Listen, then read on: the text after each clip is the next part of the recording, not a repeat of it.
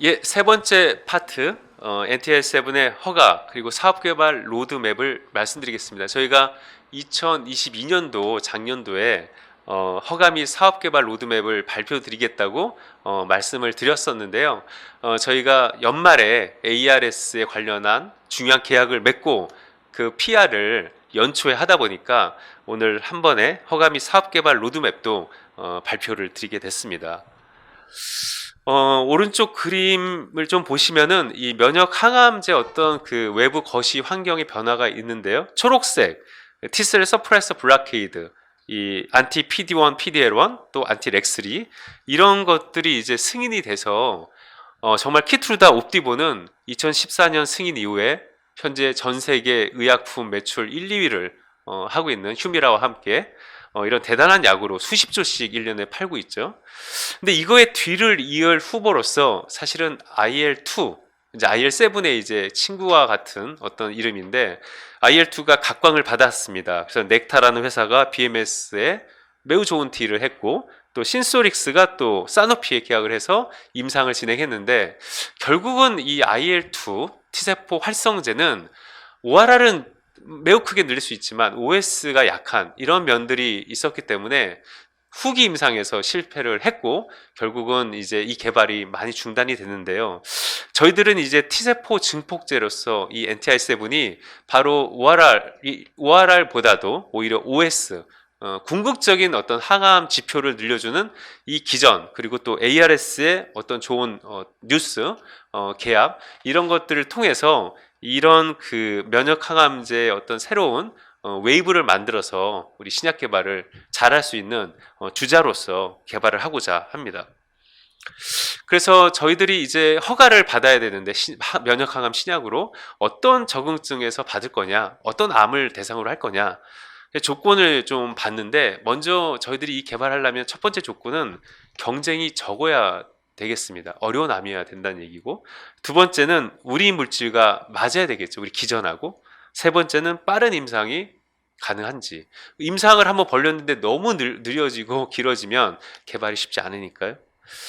그래서 저희들이 이제 주목한 것은 그동안의 다양한 이제 임상을 통해서 여러 적응증을 다 살펴보고 세 가지 메인 적응증을 골랐는데 그게 뇌암, 두 번째는 이제 대장암, 세 번째는 췌장암이고 또한 뒤따라 오는 게 이제 카티에 관련된 이제 암종들도 고려를 하고 있습니다.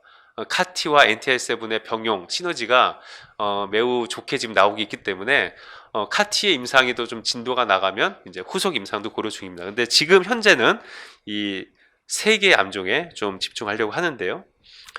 GBM은 그럼 왜 우리가 집중하는가? 이게 이미 기존의 면역 항암제들이 쓰였는데 다 실패를 해서 경쟁이 적습니다. 두 번째, 우리 물질하고 맞느냐? 이제 뇌암 환자들이 빨리 돌아가시는 이유가 T세포가 부족해서라는 게 이미 알려져 있는데 우리 이제 T세포 증폭제고 실제로 화학 방사선 그 스탠다드 오브 케어랑 NTI7을 같이 했을 때 T세포가 증폭되고 생존기가 늘어나는 이 현상을 확인을 했고요.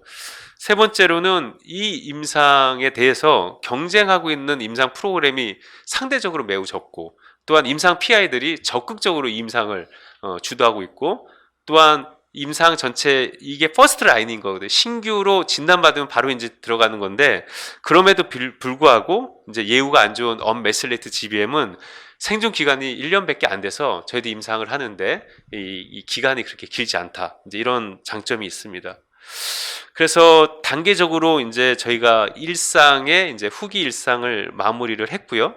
이제 2A를 진행하고 있는데 올해 이제 이 임상을 하면서 그 SOC에다가 가짜약을 넣은 10명이랑 SOC에 NTI7을 넣은 10명 이 두 그룹을 비교하면서 이 결과의 초기 결과를 가지고 FDA하고 미팅을 할 예정에 있습니다. 그래서 FDA하고 미팅을 통해서 어느 트랙으로 허가 임상을 갈지 그리고 또 동시에 저희가 이제 언메실레이티드 GBM 환자만 31명을 모집해서 항암 효과를 또 추가적으로 확인한 뒤에 이제 최종 임상, 허가 임상 이 두 가지 트랙을 고려하고 있는데요. 가속 승인으로서 이 스탠다드 오브 케어의 NTI7을 애드하는 이 싱글암으로 임상을 하는 이 AA 트랙으로 갈 수도 있고 혹은 3상에서 SoC에 플라세보 넣고 또 SoC NTR7 넣는 이러한 임상을 이제 생각해 볼 수도 있습니다. 그래서 이러한 것들이 올해 최종 결정을 해서 저희들이 진행할 수 있다. 이제 이런 것들이 저희 로드맵에 지금 포함이 되어 있고요. 그 다음에 저희가 이제 고려하고 있는 두 개 암은 이제 유사하기 때문에 같이 설명드리겠습니다. 세컨 라인으로 오는 췌장암, 서드 라인의 치료제로 쓰이는 대장암, 이 경우에 경쟁이 적습니다. 두 개 암 모두 매우 치료가 어렵고 지금 쓰이는 약들은 대부분 화학 치료제들인데 부작용도 크고 치료 어떤 효과가 매우 낮고요. 키트루다 같은 것들이 여기 도전했는데 이제 이미 이제 실패를 했기 때문에 상대적으로 지금 경쟁이 덜한 분야. 그럼 뭐 우리는 가능하겠냐? 저희가 키트루다 NTR7 병용해 봤더니 이 암에 대해서 생존 기간이 이제 늘어나는 걸 확인했고요. 또한 리버메타를 가지고 봤을 때 ORR이나 생존 기간이 더 좋아진다. 이제 이런 결과들을 확보했기 때문에 저희들한테는 이제 적합한 모델이 될 수 있고요. 또한 이 임상은 어려운 암이다 보니까 경쟁이 덜하고요. 그리고 임상 PI들 MD 앤더슨의 이제 여러 임상 하고 있는 의사 선생님들이 굉장히 이 개발을 주도를 빠르게 지금 하고 있어서 허가 임상으로 가더라도 빠르게 할 수 있다. 이제 그게 있고 또한 이 MSCRC 판크리아틱 이 세컨 서드 라인의 이 그 예후가 매우 안 좋아서 SOC로 할 경우에 뭐 6, 7개월 생존 기간이 매우 짧습니다. 그래서 임상이 빠르게 마무리가 될 수 있다라는 그러한 개발상의 장점이 있습니다. 그래서 저희들이 이제 원비 임상을 모두 완료를 했고 베스킷 트라이얼로 그때 했습니다. 그래서 MSS CRC 판크리아틱뿐 아니라 총 6개 암종을 대상으로 135명에서 여러 가지 연구를 하였고 저희들이 대장암과 췌장암에서는 OS의 증가, ORR 증가, 또 리버메타 관련성 바이오마커 연구들을 진행을 했는데 이제 지금 현재 하고 있는 거는 MS CRC에서 25명을 더 추가하는 거, 또 판크리아티도 25명을 더 추가해서 총 100명의 데이터를 지금 만들고 있고요. 이러한 연구 결과들을 가지고 FDA하고 이제 미팅 예정에 있습니다. FDA하고의 여러 이제 미팅을 통해서 저희들이 이제 이게 AA로 가는지 아니면은 3상으로 갈 건지 이러한 결정을 함께 할 예정에 있습니다. 그래서 레지스트레이션 트라이얼을 가속승이라든가 3상 이런 것들에 대한 어떤 구체적인 어떤 디자인 결정이 아마도 올해 안에 마무리될 걸로 기대하고 있습니다. 그래서 저희 그 상용화 전략은 그림에서 보듯이 오른쪽에 난 온콜로지의 ARS를 통해서 빠르게 상용화를 해서 그 재원으로 왼쪽에 더 넓은 시장에 온콜로지를 활성화시켜서 저희들이 이 시장을 더 확대해 나가려고 그런 투트랙 방법으로 상용하는 전략으로 앞으로 개발할 예정이 있습니다. 그리고 우리가 특히 이제 면역 항암 분야에 있어서는 파트너십 또 사업화를 하려고 하는데요. 이 라이센싱 아웃 같은 게 이제 한 예가 되는데 이런 신약 개발 과정 중에 어얼리 스테이지에서 라이센싱 아웃을 할 수도 있고요. 또 레이트에서 할 수도 있고 각각의 장점이 있습니다. 어얼리 스테이지에서는 디스커버리에서 이제 초기 임상까지 이 사이에 라이센싱 아웃을 하게 되면 수입을 빠르게 창출할 수 있다는 큰 장점이 있습니다. 매우 좋은 거고요. 그런데 이제 이렇게 될 경우에는 상대적으로 좀 낮은 가격으로 팔아야 되고 이제 그거보다 더 이제 좀 문제가 되는 경우는 끝까지 개발이 되는 경우가 극히 드뭅니다. 중간에 이제 돌려주거나 스탑하거나 임상이 실패하든지 이제 많은 빅파마들을 만나 보니까 이제 그럴 만한 이유가 있는 거예요. 이게 빅파마들은 자체 내에도 많은 파이프라인이 있기 때문에 이 집중을 해서 자기들의 파이프라인을 개발하는데 이제 많은데 이제 집중하게 되는데 이제 BD 사업부에서 도입한 이 파이프라인들을 제대로 개발하기가 그렇게 쉽지 않기 때문에 초기에 드랍되는 경우가 굉장히 많더라고요. 그래서 바이 앤 킬 그런 가능성이 있다는 약점이 있습니다. 반면에 레이트 스테이지에서 라이센싱 아웃을 하다 보면은 밑에 있는 것처럼 단점은 있습니다. 자체 인력이 많이 필요하고 또 자금도 필요하고 시간도 필요한데 이렇게 조금 더 시간이 필요한 이 스테이지까지 끌고 와서 라이센싱 아웃을 한다면 수입도 높게 창출할 수 있고요. 그리고 끝까지 상용화돼서 지속적인 매출을 창출하는데 훨씬 더 가능성이 올라간다고 볼 수가 있습니다.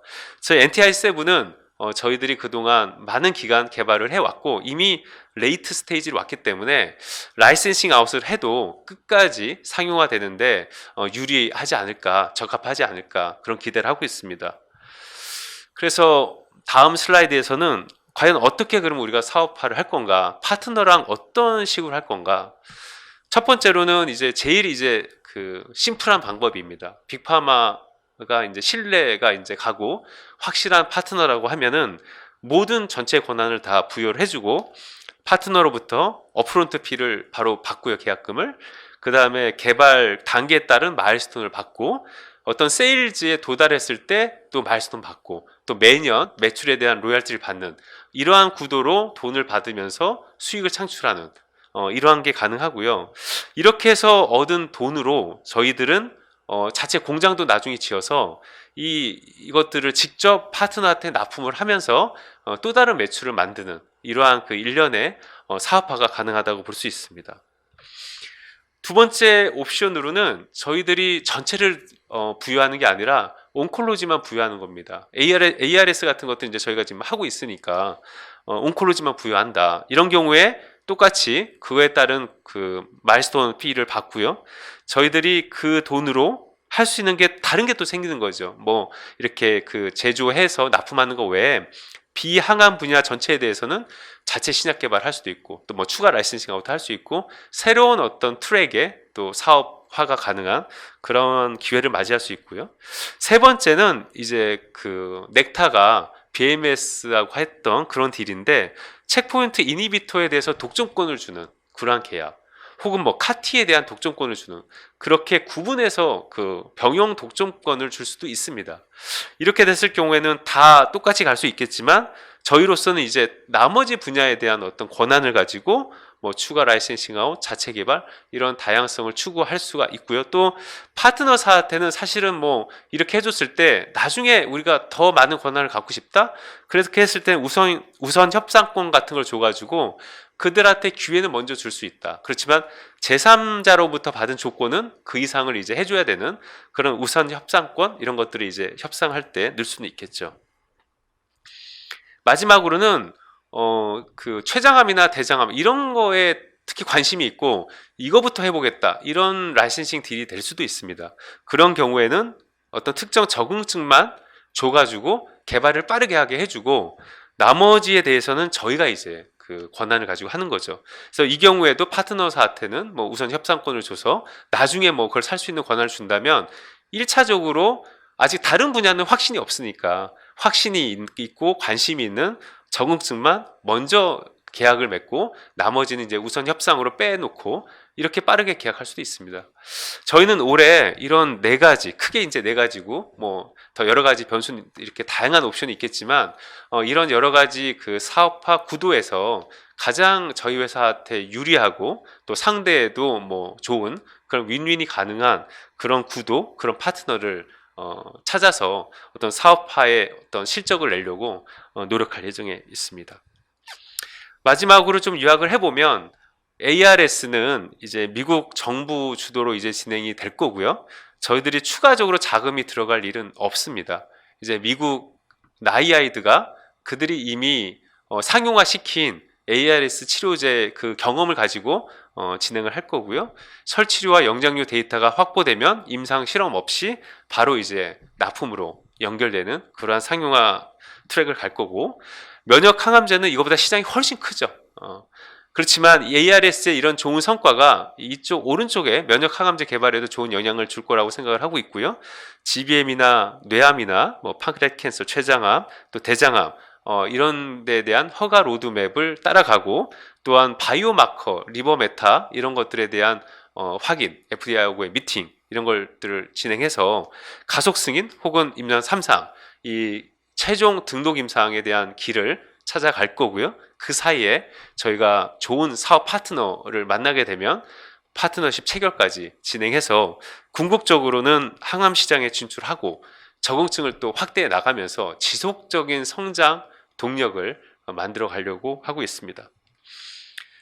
내년도에 올해죠. 2023년도에 저희들이 상반기에 췌장암이나 대장암에 대한 추가적인 데이터를 발표할 예정에 있고요.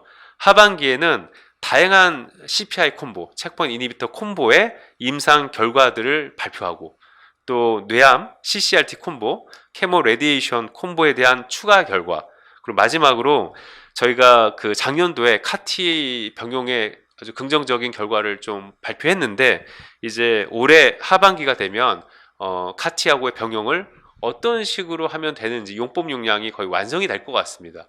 바로 그러한 데이터들을 공개하면서 NTR7의 이 치료제가 여러 방면으로 면역 항암제의 어떤 핵심 치료제로서 어떻게 개발해 나갈 수 있을지 많은 발표를 해드릴 수 있을 것 같습니다.